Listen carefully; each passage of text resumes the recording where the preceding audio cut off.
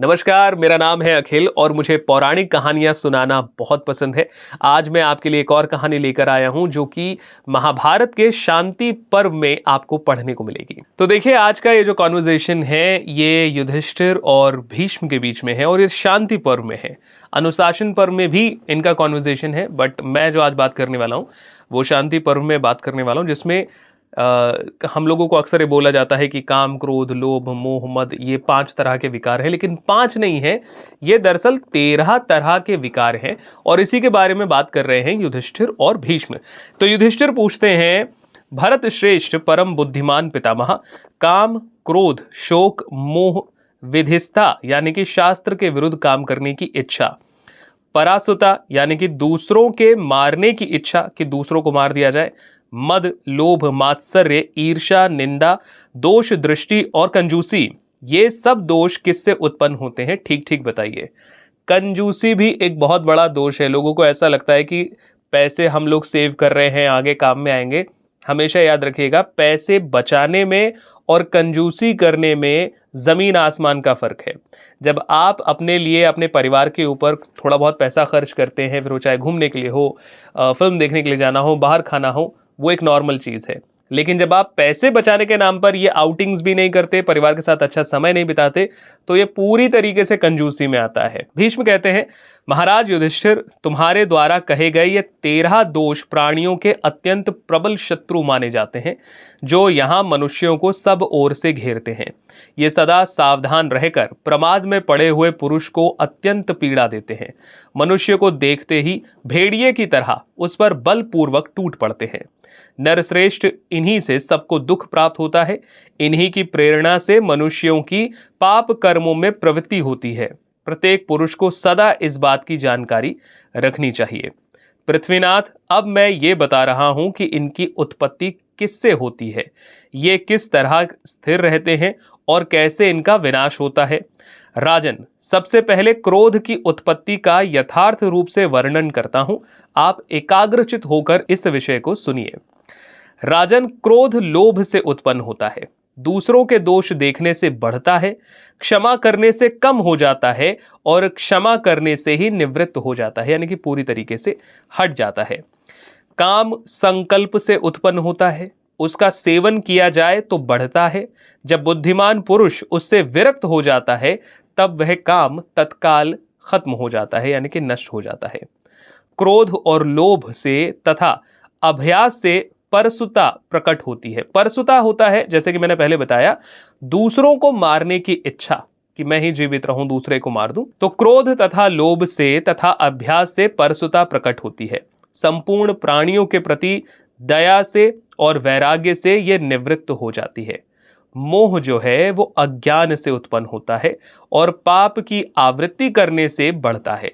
जब मनुष्य विद्वानों में अनुराग रखता है तो उसका मोह नष्ट हो जाता है। मोह होता है, वैसे तो आपको समझ में आ ही रहा होगा, मोह का मतलब होता है ये मेरा है, ठीक है। लोभ का मतलब है वो भी मेरा है या वो मेरा हो जाए। तो मोह कैसा, जब आप विद्वानों की संगत में रहते हैं तो वो आपको समझाते हैं कि दुनिया कैसे एक तरीके की माया है और सब कुछ यहीं छूट जाएगा, यहीं मिला था यहीं रह जाएगा। तो मोह धीरे धीरे धीरे कम होने लगता है।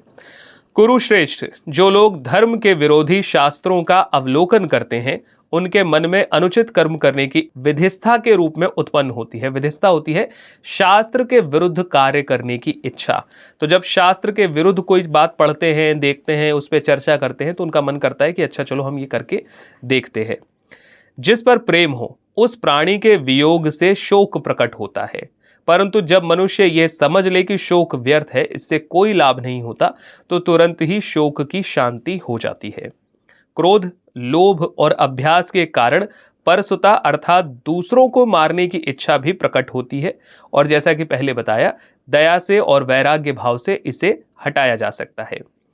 सत्य का त्याग और दुष्टों का साथ करने से मात्सर्य दोष की उत्पत्ति होती है। श्रेष्ठ पुरुषों की सेवा और संगति करने से उसका नाश हो जाता है।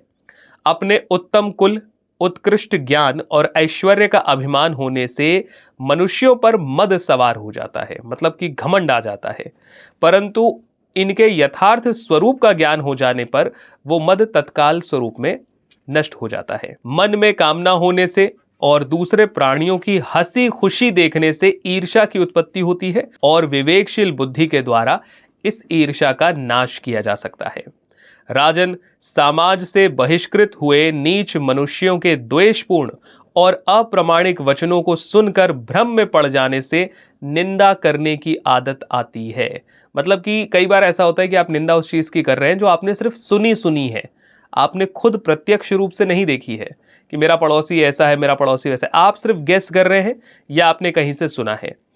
अब श्रेष्ठ पुरुषों को देखने से ये निंदा करने की आदत शांत हो जाती है कि अगर आप श्रेष्ठ पुरुषों के साथ रहेंगे ना और ध्यान दूसरी तरफ गलत जगहों पर कम देंगे तो आपकी वो निंदा करने की आदत धीरे धीरे चली जाएगी। फिर आप क्या कहेंगे, अरे रहने दे यार, जैसा वो है होने दे, हम अपना काम करते हैं। तो ये हम अपना काम करते वाली जो चीज है वो निंदा को कम करता चला जाएगा।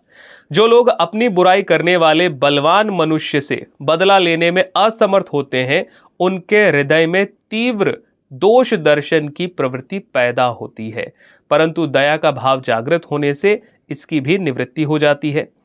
सदा कृपण मनुष्यों को देखने से अपने में भी दैन्य भाव यानी कि कंजूसी का भाव उत्पन्न होता है।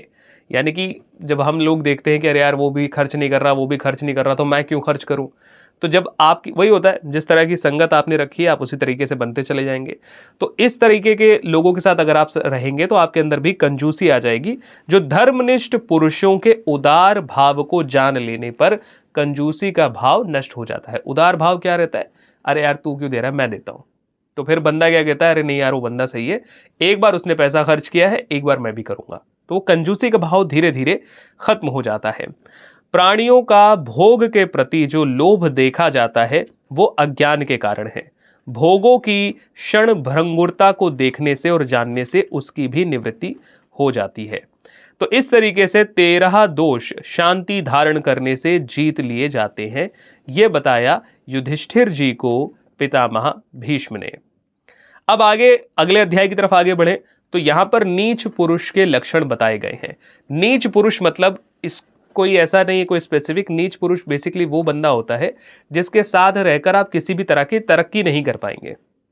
देखिए, इंसान अपनी संगत ऐसी बनाता है या ऐसे लोगों के साथ रहता है जो उसको किसी भी तरीके से बढ़ावा दे, चाहे वो उसको फाइनेंशियल मोटिवेट करें, मेंटली मोटिवेट करें, स्पिरिचुअली मोटिवेट करें, किसी भी तरीके से अगर वो ग्रोथ कर रहा है तो वो संगत अच्छी है। लेकिन नीच मनुष्यों के साथ क्या रहता है कि वो हमेशा उसे डीमोटिवेट करते हैं, उसे नीचे गिराते हैं, उसे कुछ भी नया करने नहीं देते। वो जिस पोजीशन पर रहता है वो उससे भी नीचे चला जाता है। तो यहां पर वही बताया गया है। युधिष्ठिर कहते हैं कि श्रेष्ठ पुरुषों के सेवन और दर्शन से मैं इस बात को तो जानता हूं कि कोमलतापूर्ण बर्ताव कैसे किया जाता है, परंतु नृशंस मनुष्यों और उनके कर्मों का मुझे विशेष ज्ञान नहीं है। जैसे मनुष्य रास्ते में मिले हुए कांटों, कुओं और आग को बचाकर चलते हैं, उसी प्रकार मनुष्य नृशंस कर्म करने वाले पुरुषों को भी सदा ही दूर से त्याग कर देते हैं। भारत कुरुनंदन, नृशंस मनुष्य जो है वो इस लोक और परलोक में भी सदा ही शोक की आग से जलता रहता है। अतः आप मुझे इस प्रकार के मनुष्य का यथार्थ परिचय दीजिए कि मतलब वो कैसे होते हैं। तब भीष्म जी कहते हैं, राजन, जिसके मन में बड़ी घृणित इच्छाएं रहती हैं, जो हिंसा प्रधान कुसती कर्मों को आरंभ करना चाहता है, स्वयं दूसरों की निंदा करता है और दूसरे उसकी निंदा करते हैं तो अपने को देव से वंचित समझता है और पाप में लग जाता है। दिए हुए दान का बारंबार बखान करता है, मतलब एक बार डोनेट किया है 4 बार बोलेगा, है ना। आजकल सोशल मीडिया पर भी वैसे यही चलता है। जिसके मन में विषमता भरी रहती है, जो नीच कर्म करने वाला है, दूसरों की जीविका का नाश करने वाला है, भोग्य वस्तुओं को दूसरों को दिए बिना अकेले ही भोगता है, जिसके भीतर अभिमान भरा हुआ है, जो विषयों में आसक्त है और अपनी प्रशंसा के लिए व्यर्थ ही बढ़ चढ़कर बातें बनाने वाला है, जिसके मन में सबके प्रति संदेह बना रहता है, जो कौवे की तरह वंचक दृष्टि रखने वाला है। वंचक बेसिकली क्या होता है, कौवा कैसे करता है कि अगर आप खाना खा रहे हैं और अगर उसको लगेगा तो आपकी थाली से चोंच मारकर रोटी ले जाएगा। तो यहां इसकी बात की गई है कि कौवे की तरह वो व्यक्ति है कि सामने वाले को खुश नहीं देख सकता, वो चाहता है कि उसका भी मेरे पास आ जाए। तो यहां वो कहा गया है, जिसमें कृपणता कूट कूट कर भरी हो, जो अपने ही वर्ग के लोगों की प्रशंसा करता, सदा आश्रमों से द्वेष रखता और वर्ण संकरता फैलाता है, सदा हिंसा के लिए ही जिसका घूमना फिरना होता हो, जो गुण को भी अवगुण समझे, जो बहुत झूठ बोले, जिसके मन में उदारता नहीं हो और जो अत्यंत लोभी हो, ऐसे ही मनुष्य को निरशंस कर्म करने वाला कहा गया है। एंड आई एम श्योर जब मैं ये बातें बोल रहा था तब आपके मन में एक दो नाम ऐसे ज़रूर आए होंगे जो आप सोच रहे होंगे कि हाँ, ये जो बताया जा रहा है तो इस बंदे के लिए एकदम फिट है। वो धर्मात्मा और गुणवान पुरुष को ही पापी मानता है और अपने स्वभाव को आदर्श मानकर किसी पर विश्वास नहीं करता है। जहां दूसरों की बदनामी होती हो वहां उनके गुप्त दोषों को भी प्रकट कर देता है और अपने तथा दूसरों के अपराध बराबर हो जाने पर भी वो आजीविका के लिए दूसरे का सर्वनाश करने के लिए तत्पर रहता है। जो उसका अपकार करता है उसको वो अपने जाल में फंसा हुआ समझता है। जो मनुष्य दूसरों के देखते रहने पर भी उत्तम भक्ष्य, पेय या दूसरे भोज्य पदार्थों को अकेला खा जाता है, उसे नृशंस कहा गया है। मैंने पहले भी एक बार ये बताया गया था कि अगर आप खाना खा रहे हैं और आपको कोई देख रहा है इस दृष्टि से कि उसे भी भूख लग रही है, उसे भी खाना खाना है, इसके बावजूद भी अगर आप खाना खाते हैं, उससे पूछते नहीं हैं या उसको पहले नहीं परोसते हैं, तो ये भी नीच मनुष्य के लक्षणों में से एक लक्षण माना जाता है।